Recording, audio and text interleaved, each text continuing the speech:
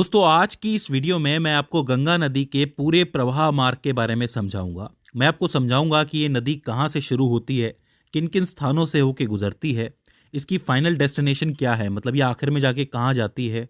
इसके अलावा इसकी सहायक नदियाँ कौन कौन सी होती हैं, ये सारी की सारी चीज़ें आज हम लोग समझेंगे। तो आप कह सकते हो कि पूरा गंगा नदी का तंत्र आपको एक नक्शे से समझ में आ जाएगा। अब आपका पहला काम तो ये है कि जो चीज़ मैं आपको नक्शे से समझाऊंगा पहले तो आपको वो बनानी है। इसके अलावा साथ के साथ जो मैं फैक्ट्स आपको बताता हूं उसको आपको लिखते जाना है, क्योंकि उससे डायरेक्टली प्रश्न बनते हैं। तो ज़्यादा देर ना करते हुए हम शुरू करते हैं। देखिए, सबसे पहले तो कुछ चीज़ें जान लीजिए गंगा नदी के बारे में। भारत की भूमि पर बहने वाली सबसे लंबी नदी गंगा नदी ही है, जिसकी लंबाई तकरीबन 2525 किलोमीटर है। यानी कि बहुत लंबा ये बहती है, बहुत लंबा इसका मार्ग होता है। ठीक है। ये नदी दो देशों से होकर गुजरती है, एक तो भारत है, दूसरा बांग्लादेश है। भारत में इसे गंगा नदी के नाम से जाना जाता है, वहीं बांग्लादेश में इसे पद्मा नदी के नाम से जाना जाता है। ठीक है। अच्छा, भारत के ऐसे 5 राज्य हैं जिस पे से गंगा नदी होकर गुजरती है। एक है उत्तराखंड, जहाँ से ये शुरू होती है, फिर आता है उत्तर प्रदेश, फिर बिहार, फिर झारखंड के थोड़े बहुत हिस्से, और फिर पश्चिम बंगाल। अभी इस रास्ते को मैं आपको अच्छी तरीके से मैप की मदद से समझाऊंगा और आपको अच्छी तरह समझ में आएगा। देखिए, गंगा नदी जो है वो अपने स्वयं शुद्धिकरण गुणों के कारण जानी जाती है।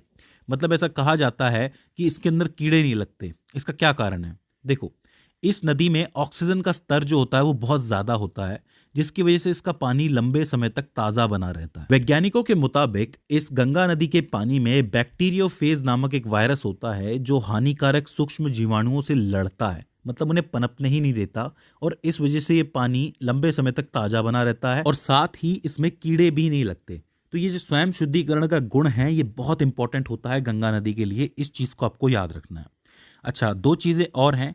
पहली ये कि गंगा नदी को 2008 में भारत की राष्ट्रीय नदी घोषित किया गया था। भारत की राष्ट्रीय नदी कौन सी है पूछा जाता है तो आपको गंगा नदी लिखनी है। और गंगा नदी के अंदर जो डॉल्फिन पाई जाती है, गंगा डॉल्फिन जिसको कहते हैं, उसको भारत का राष्ट्रीय जलीय जीव घोषित किया गया है। तो ये दो फैक्ट हैं जो पूछ लिए जाते हैं कि भारत की राष्ट्रीय नदी कौन सी है और भारत का राष्ट्रीय जलीय जीव कौन सा है। चलिए, अब हम इसके प्रवाह मार्ग की बात करते हैं और शुरुआत करेंगे इसके उद्गम के साथ कि ये नदी शुरू कहाँ से होती है। तो देखो, ये नदी एक सतत वाहिनी नदी है, लगातार बहती रहती है। तो ये नदी निकलती ग्लेशियर से है। हमारे देश के अंदर बहुत सी ऐसी पहाड़ियां हैं जो बर्फ की बनी हुई हैं और उन्हें हम हिमानी के नाम से जानते हैं। तो एक हिमानी है जिसे गंगोत्री हिमानी कहा जाता है और दूसरी को संतोपत हिमानी कहा जाता है। इन दोनों हिमानियों से दो नदियां निकलती हैं। जो गंगोत्री हिमानी है उससे निकलती है आपकी भागीरथी नदी, और ये जो आपकी संतोपत है इससे निकलती है आपकी अलकनंदा। अब यहाँ से ध्यान देना, यहाँ से निकलेगी भागीरथी और यहाँ से निकलेगी आपकी अलकनंदा, जाके एक पॉइंट पे ये मिलती हैं जिसको आप कहते हो देवप्रयाग। और देवप्रयाग पे जाकर के ये दोनों आपस में जब मिलती हैं तब ये बनती है गंगा नदी। तो इसका मतलब गंगा कहीं से निकल नहीं रही है, गंगा दो नदियों से बन रही है, एक भागीरथी, दूसरी अलकनंदा। तो आप इन्हें गंगा नदी की भी जनक नदी कह सकते हो। तो ये चीज़ आपको पहली याद रखनी है। अच्छा, एक चीज आप याद रखिए कि ये जो संतोपत हिमानी है यहीं पे आपका बद्रीनाथ टेम्पल भी है। तो पूछ लिया जाता है कि बद्रीनाथ के आसपास से कौन सी नदी निकलती है, तो अलकनंदा निकलती है। अब यहाँ पे आपको एक चीज तो क्लियर हो गई कि देवप्रयाग पे दो नदियां आ रही है, लेकिन आपकी जो अलकनंदा नदी है ये भी कोई सिंगल नदी नहीं है। इसके पास भी सहायक नदियां होती हैं। इसके पास 4 सहायक नदियां होती हैं। देखो, ध्यान से समझना। एक जो आती है वो यहाँ से निकल के आती है जिसको आप कहते हो धौली गंगा, और धौली गंगा यहाँ कहीं आके मिलती है जिसको आप विष्णु प्रयाग के नाम से जानते हो। विष्णु प्रयाग का नाम आपने सुना होगा कई बार। ये एक पॉइंट है बद्रीनाथ टेम्पल के पास में। इसके बाद आप थोड़ा नीचे आओगे तो एक नदी और आती है जिसको नंदाकिनी के नाम से जाना जाता है, नंदाकिनी, जो यहाँ आकर के मिलती है नंद प्रयाग के ऊपर। ठीक है। और फिर नीचे एक नदी और आती है जिसको पिंडार नदी के नाम से जाना जाता है, जो यहाँ कहीं आकर के मिलती है, और इस जगह को आप लोग कहते हो कर्ण प्रयाग। तो 3 प्रयाग हो जाते हैं, विष्णु प्रयाग, नंद प्रयाग, कर्ण प्रयाग। ठीक है।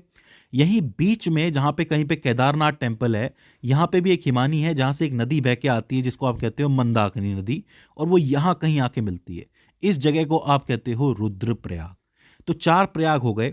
एक हो जाता है आपका विष्णु प्रयाग, दूसरा नंद प्रयाग, तीसरा कर्ण प्रयाग और चौथा रुद्रप्रयाग, और आखिर में आके 5वां आता है आपका देवप्रयाग। तो आप कहो कि अलकनंदा नदी की कितनी सहायक नदियां हो गई? 4 नदियां हो गई। कौन कौन सी? एक होती है धौली गंगा, एक नंदाकिनी, एक पिंडार नदी और एक मंदाकिनी। तो उद्गम स्थल आपको समझ में आया कि गंगा नदी के बनने में किन किन का हाथ होता है। ठीक है, अब हम आगे चल सकते हैं। आइए आगे बढ़ते हैं। अब देखो, यहां से मैं देवप्रयाग से शुरू कर रहा हूं डायरेक्टली कहानी, क्योंकि देवप्रयाग से पहले तो अलकनंदा भागीरथी हो जाती है। तो देवप्रयाग से गंगा बहना शुरू करती है और हम राज्यों के हिसाब से एक लंबी सी रेखा बना सकते हैं। देखो, सबसे पहले तो ये उत्तराखंड के अंदर है, तो देवप्रयाग के बाद आता है आपका हरिद्वार। हरिद्वार के बाद आपका उत्तराखंड खत्म हो जाता है और उत्तर प्रदेश की शुरुआत हो जाती है। उत्तर प्रदेश में सबसे पहले आता है आपका कन्नौज, इसके बाद प्रयागराज, फिर गाजीपुर। यहाँ पे आपका उत्तर प्रदेश खत्म हो जाता है। उत्तर प्रदेश के बाद बिहार शुरू होता है। बिहार में सबसे पहले आता है आपका छपरा, फिर आता है आपका पटना, फिर आता है आपका सोनपुर, फिर आता है आपका कुर्सेला। यहाँ आपका बिहार खत्म और पश्चिम बंगाल शुरू, और पश्चिम बंगाल में ये आ जाता है आपका फरक्का बेरास। और इसके बाद एक लाइन कटती है हुगली की तरफ, मतलब एक बार नदी जाती है हुगली की तरफ और एक नदी जाती है आपकी बांग्लादेश की तरफ। ठीक है, तो ये सीधा सीधा मैप हो जाता है आपका। यहाँ पे हरिद्वार तक आपका उत्तराखंड चल रहा है, इसके बाद कन्नौज हो गया, प्रयागराज हो गया, गाजीपुर हो गया, ये उत्तर प्रदेश है। इसके बाद छपरा, पटना, सोनपुर, कुर्सेला, ये आपका बिहार।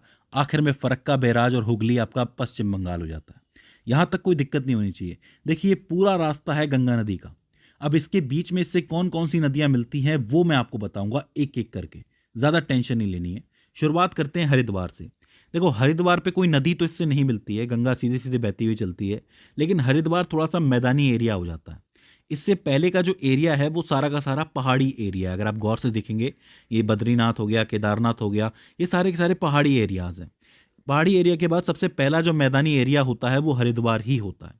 हरिद्वार से जब ये आगे बढ़ती है तो ये कन्नौज पहुंचती है, और कन्नौज में इससे पहली नदी मिलती है जिसको आप राम गंगा के नाम से जानते हो। राम गंगा नदी गंगा की पहली सहायक नदी है। तो पूछा जाता है कि गंगा की पहली सहायक नदी कौन सी है और वो कहाँ जाके मिलती है, तो आप लिखेंगे राम गंगा नदी है और कन्नौज में जाकर के मिलती है।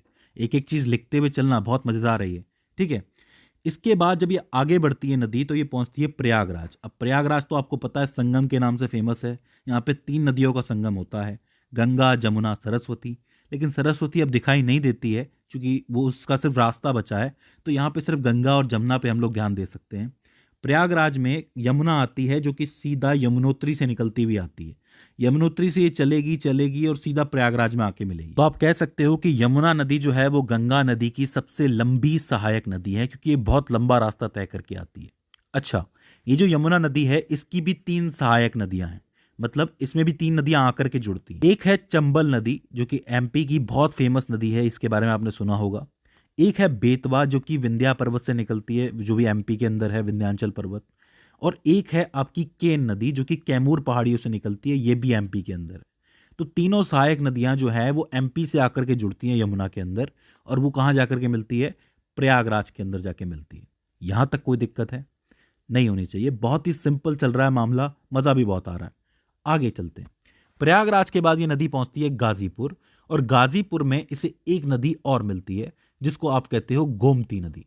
ये जो गोमती नदी है इसको आप लखनऊ से याद रख सकते हो, क्योंकि लखनऊ इसी के किनारे बसा हुआ है, और ये निकलती है पीलीभीत उत्तर प्रदेश से।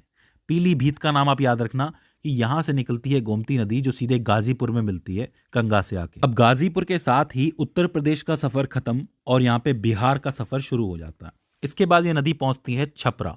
अब छपरा पे इससे एक नदी मिलती है जो कि सीधे आती है आपकी नेपाल से। अब यहां इस चीज को ध्यान से समझना, नेपाल में 2 नदियां हैं, एक है आपकी काली नदी और एक है कर्णाली नदी। ये दोनों आकर के सेम मिलती हैं एक जगह पे। जब ये भारत पहुंचती हैं तो काली का नाम पड़ जाता है शारदा और कर्णाली का नाम पड़ जाता है घाघरा। फिर से समझ लो, 2 नदियां हैं जो नेपाल से निकल रही हैं, एक है काली एक है कर्णाली। दोनों आके एक पॉइंट में मिलती हैं, और भारत आते ही काली को शारदा के नाम से जाना जाता है और कर्णाली को घाघरा के नाम से जाना जाता है। ये दोनों जब मिल जाती हैं नदियां, तब इसको ओवरऑल घाघरा के नाम से जाना जाता है। ये घाघरा नदी आते आते सीधा छपरा पहुंचती है और छपरा में मिलती है गंगा नदी से आके। यहां तक कोई दिक्कत है नहीं होनी चाहिए, बहुत ही सिंपल है। इसके बाद ये नदी पहुंचती है, मतलब गंगा नदी पहुंचती है पटना में। अब पटना में एक नदी आ रही है इस तरफ से, थोड़ा दक्षिणी भाग से आ रही है, जिसको आप सोन नदी कहते हो, जो सीधे कहां से निकलती है, अमरकंटक की पहाड़ियों से निकलती है, जो कि मध्य प्रदेश और छत्तीसगढ़ की सीमा पर स्थित है। वहां से ये नदी चलती है सोन नदी और पटना में आके गंगा से मिल जाती है। अब देखो, सारी नदी अब तक ऊपर से आ रही थी, इस तरफ से आ रही थी, ये एक स्पेशल नदी है जो यहीं से निकल रही है और यहीं पे आकर के मिल रही है। तो इसको आपको ध्यान में रखना है, ये बहुत इंपॉर्टेंट बनता है। ठीक है, पटना के बाद ये नदी आगे बढ़ती है गंगा और पहुंचती है सोनपुर। लेकिन सोनपुर में एक नदी और आती है जो सीधे नेपाल से चलती हुई आ रही है, जिसको आप कहते हो गंडक नदी। अब इसे गंडकी नदी भी कहा जाता है। मैं आपको बता दूं कि ये नेपाल की प्रमुख नदियों में से एक है जो आकर के मिलती है आपके सोनपुर के अंदर। सोनपुर से ये चलती है कुर्सेला की तरफ, और कुर्सेला में एक और नदी आती है जो कि नेपाल से निकल रही होती है, जिसको आप कहते हो कोसी नदी। अब कोसी का नाम तो आपने बहुत बार सुना होगा, ये बात मैं जानता हूँ। कोसी नदी कहाँ आके मिलती है? कुर्सेला पे निकलती है। लेकिन कोसी नदी इसलिए बदनाम है क्योंकि ये अपना रास्ता बार बार चेंज करती है और इसकी वजह से बार बार बाढ़ भी आ सकती है। ठीक है, आपने सुना होगा कि एक बार फिर से कोसी की वजह से बिहार डूब गया। तो इस नदी का जो रास्ता है वो थोड़ा सा कंफ्यूजिंग है, लेकिन ये कुर्सेला में आकर के मिल ही जाती है गंगा से आके। अब यहाँ पे कुर्सेला आ गया तो इसका मतलब क्या हुआ? यहाँ पे आपका बिहार खत्म हो जाता है। इसके बाद ये नदी पश्चिम बंगाल की तरफ बढ़ती है और पहुंचती है फरक्का बैराज, जहां पे इससे एक नदी और मिलती है जो कि यहां से दार्जिलिंग की पहाड़ियों से निकलती हुई आती है, जिसको महानदी के नाम से जाना जाता है। और ये कह सकते हो आप कि ये गंगा नदी की आखिरी सहायक नदी है जो फरक्का बैराज में मिलती है। और यहाँ से गंगा जो है पूरी तरह पूर्ण हो जाती है। और ये गंगा फिर आगे बढ़ती है पश्चिम बंगाल की तरफ, जहाँ पे हुगली की तरफ एक रास्ता जा रहा है, और ज़्यादातर हिस्सा कहाँ जाता है इसका? बांग्लादेश की तरफ। अच्छा, जब ये पश्चिम बंगाल में जाती है तो यहाँ पे इसको गंगा की जगह हुगली नदी के नाम से जाना जाता है, और हुगली नदी के किनारे ही आपका कलकत्ता भी बसा हुआ है। तो ये चीज़ आपको याद रखनी है। अच्छा, एक रास्ता मैं आपको और बता देता हूँ कि जब ये बांग्लादेश जाती है तो अब इसको पद्मा के नाम से जाना जाता है। इधर से आती है जमुना नाम की नदी। ये जमुना और कोई नहीं है, ये जमुना ब्रह्मपुत्र है। ब्रह्मपुत्र को बांग्लादेश में जमुना कहा जाता है। और बांग्लादेश में एक नदी और है जिसको मेघना नदी के नाम से जाना जाता है। जब ये तीनों मिल जाती हैं तो ओवरऑल इसे मेघना नदी के नाम से जाना जाता है। याद रखिए, पद्मा, जमुना और मेघना को मिला के मेघना बनती है, जो सीधे समंदर की तरफ जाती है और एक डेल्टा बनाते हुए जाती है, जिसको आप कहते हो सुंदरवन डेल्टा। सुंदरवन डेल्टा जो है वो दुनिया का सबसे बड़ा डेल्टा है। अब आप कहेंगे कि ये डेल्टा क्या होता है? तो देखो, एक सिंपल सी बात समझो कि जब भी कोई नदी कहीं से भी निकलती है, मान लो किसी पहाड़ से निकल रही है, तब उसका वेग बहुत ज़्यादा होता है, उसकी स्पीड बहुत ज़्यादा होती है। तो स्पीड के साथ वो बहुत सारी मिट्टी होती है, बहुत सारी चीज़ें होती हैं जो एक साथ बहाती हुई लेके आती है। लेकिन जब वो मैदानी एरिया में पहुंच जाती है, समंदर के पास पहुंच जाती है, तब उसका वेग कम हो जाता है, स्पीड कम हो जाती है। लेकिन साथ में मिट्टी तो बह ही रही है, तो मिट्टी जो है वो भारी होती जाती है। तब इस किनारे पे क्या होता है ना, समंदर के किनारे पे ये जो नदियां हैं इनकी स्पीड बहुत कम हो जाती है और मिट्टी रुक जाती है। तो ऐसे में नदी क्या होती है कि मिट्टी को तो छोड़ देती है और अलग अलग रास्ते बना के निकल जाती है। आप देख सकते हैं ये जो ट्रायंगल बने हुए हैं, इसी को आप डेल्टा कहते हो। ये पानी इस तरीके से निकल जाता है नदियों का, बट रही है नदी, आप देख रहे हो, ये फिर जाके समंदर में मिलती है। और इस पूरी जगह को आप डेल्टा कहते हो। ये जो मिट्टी के बने हुए टीले, ये जो ट्रायंगल टीले हैं, इनको डेल्टा कहते हो। और सुंदरवन डेल्टा जो है वो दुनिया का सबसे बड़ा डेल्टा है। तो दोस्तों, ये हो जाता है गंगा नदी का पूरा प्रवाह मार्ग। आई होप आपको समझ में आया हो। अगर आपने एक भी फैक्ट मिस किया है तो प्लीज़ वापस जाइए और उसको दोबारा सुनिए और लिखिए, क्योंकि इन सभी फैक्ट से आपके सवाल जरूर बनेंगे। तो दोस्तों, मुझे उम्मीद है कि ये वीडियो आपके लिए हेल्पफुल साबित रही होगी। अगर इसके बाद भी इसके अंदर आपको कोई क्वेरी आती है, कोई दिक्कत आती है, या फिर हमसे कोई गलती हो जाती है, तो आप हमें कमेंट सेक्शन के अंदर बता सकते हैं। तो दोस्तों, आज की इस वीडियो के अंदर बस इतना ही। See you in the next one.